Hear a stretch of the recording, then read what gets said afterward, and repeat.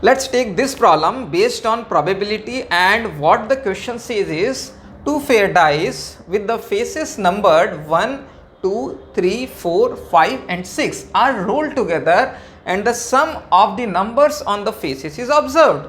This process is repeated till the sum is either a prime number or a perfect square. Suppose the sum turns out to be a perfect square before it turns out to be a prime number.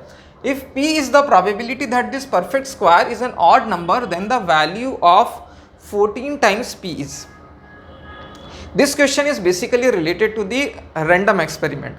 We have taken a pair of dice, we keep rolling it till the time the sum which is appearing on the dice is either a prime number or a perfect square. This means we will stop the moment we get a prime number or a perfect square. Now what he is saying is the number comes out to be a perfect square, suppose, and then we need to find out the probability that this perfect square is basically an odd number. This is what we need to find out.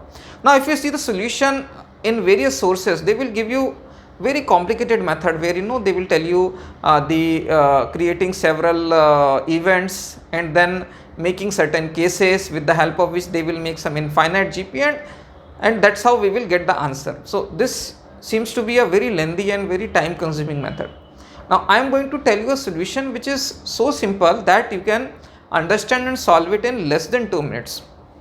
Now what I would say is, here what is being done in the experiment? We are repeating the process till the time the sum is a prime number or a perfect square, and then the question itself is saying that the sum is a perfect square before it becomes a prime number. That means the role of prime number is now over. Now what is important for us is the sum which is obtained is a perfect square. This is the only meaningful information till now. Okay, so I will take, say, an event A which is sum is a perfect square. Okay, the sum is a perfect square. I will take another event B in which I will say that the sum is an odd number. Now how many ways can I get a perfect square?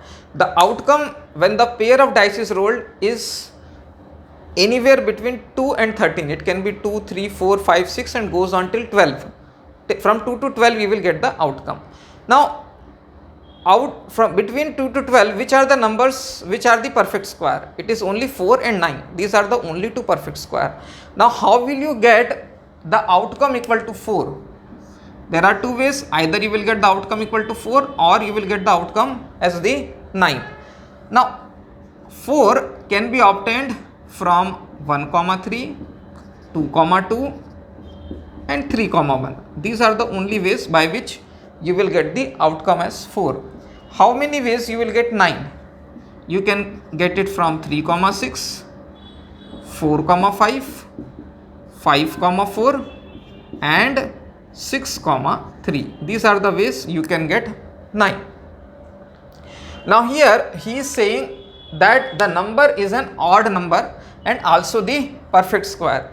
So this is basically a question of conditional probability, wherein the sum we have to get it as the odd number when it is also a perfect square. So I can say we need to find out the value of P of the number should be a odd number and it is given that it is a perfect square. So this is purely a case of conditional probability, wherein we have to find out the probability that the sum is an odd number when it is given to you that it is a perfect square. Only these two cases I need to consider. So here what I will say, it is equal to P of B intersection A divided by P of A. Now what is P of B intersection A? Means I have to take only those things which are the odd number also, which are the perfect square also. So this we get it only from these 4 cases. Okay, so that will be equal to 4 divided by 4 is the number of favorable cases divided by the total number of cases in the sample space is 36, because there are 36 possible combination when I roll a pair of dice. Similarly, what would be the probability that sum is perfect square? Then I can have all these cases 1, 2, 3, 4, 5, 6 and 7. So there are 7 cases in which the sum is a perfect square. So our required probability is 7 divided by, again the total number of cases in the sample space is 36. So the denominator will be 7 by 36. Now the required probability can be 4 divided by 7. So 4 by 7 is nothing but the value of p which is asked in the question, and they are saying what is the value of 14 times p. So 14 times p is simply 14 multiplied by, it is 14 multiplied by 4 by 7, which is equal to 8. So the final answer to our question will be equal to 8. So 8 will be the right answer.